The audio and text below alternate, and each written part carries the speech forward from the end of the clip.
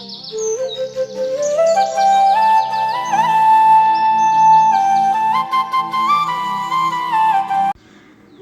প্রিয় ভাই বোনেরা, আসসালামু আলাইকুম। Welcome my back channel. দূরে বা কাছে যে যেখানে বসে আমার ভিডিওটি দেখছেন তাদেরকে জানাই অসংখ্য ধন্যবাদ এবং অভিনন্দন। আর আপনারা সবাই নিশ্চয়ই ভালো আছেন, আলহামদুলিল্লাহ। আপনাদের দোয়া এবং ভালোবাসায়, আল্লাহর অশেষ রহমতে আমিও ভালো আছি। আর এখন বেলা 9টা বাজে। বাবার বাড়ি থেকে কিছু মাছ পাঠিয়ে দিয়েছে আব্বু, আর সেগুলো ধুয়ে কেটে কুটে ফ্রিজে রাখবো। আর এই ছোট মাছ অনেকগুলো একা কুটে ধুয়ে রাখতে গেলে আমার অনেক লেট হবে। এই জন্য এক আপুকে ডেকে এনে আপুকে বললাম আমাকে একটু হেল্প করো, আর সেও আমাকে হেল্প করার জন্য বসে গেল। আর একসাথে মাছগুলো কুটে কুটে ফ্রিজে রেখে দিয়েছিলাম। আর এই চিংড়ি মাছগুলো অনেক আগের কেনা, সেগুলো একসাথে ফ্রিজ করে রেখেছি ছোট ছোট। আর এদিকে ওগুলো শেষ করে এসে ভাবলাম বাগানটা অনেক নোংরা হয়ে আছে, আর সেই জন্য বাগানটা ঝাড়ু দিচ্ছিলাম, পরিষ্কার করছিলাম। আর আপনাদের ভাইয়া সাথে সাথে এই দেখেন বন্ধুরা, হাসনাহেনা গাছে প্রচণ্ড ফুল এসেছে। আর এই ফুলের সুবাস অতিরিক্ত তীব্রতা এবং মিষ্টি। আর এই ফুলের সুবাসে বাড়িঘর, রাস্তাঘাট সব জায়গা সৌরভে সৌরভে একাকার হয়ে যায়। আর আমার দাদি নানিরা কাছে শুনতাম যে এই গাছের ফুলের সুবাসে নাকি সাপ আসে। আর এটা যদি সত্য হয় তাহলে আমাকে কমেন্টে জানাবেন দয়া করে।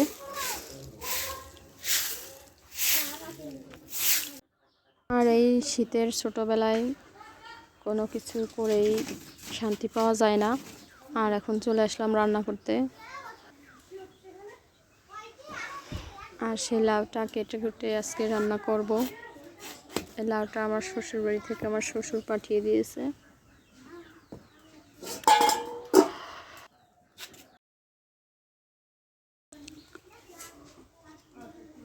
এখন শ্বশুর বাড়ির লাউ আর বাপের বাড়ির মাছ এগুলো দিয়েই রান্না করতেছিলাম।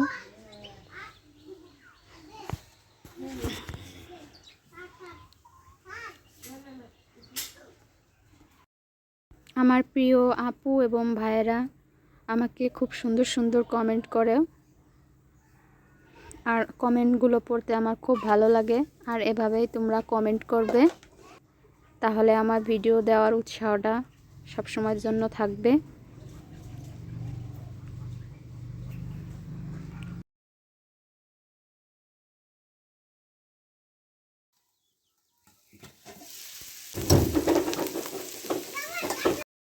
আর দ্রুত রান্নাবান্না শেষ করে চলে আসলাম ছেলে দুটোকে নিজের হাতে গোসল করিয়ে তাদেরকে তৈরি করে দিচ্ছিলাম মসজিদে যে নামাজ পড়বে।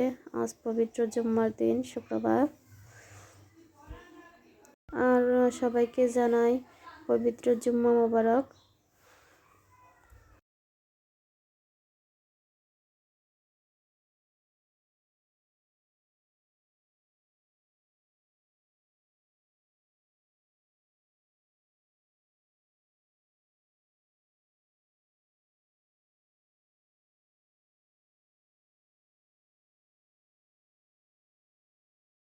আর এখন বিকাল 4টা বাজে।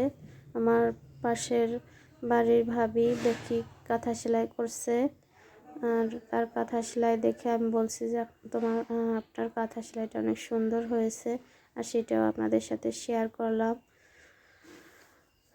আমি বললাম এখন কষ্ট করে কাঁথা সেলাই করতে ভালো লাগে না, আমি এই জন্যই একটা বিছনা চাদর কিনে নিয়েছি, এটাকে আমি কাঁথা বানাবো। আর সেটাই তার সাথে আমি শেয়ার করছিলাম। আর আপনারাও বলবেন যে কেমন হবে এটা দিয়ে কাঁথা বানালে, তাহলে আমি এটা দিয়ে কাঁথা বানাবো। আমি এটা হচ্ছে এই পর্যন্ত। আপনারা সবাই ভালো থাকবেন। আল্লাহ হাফেজ।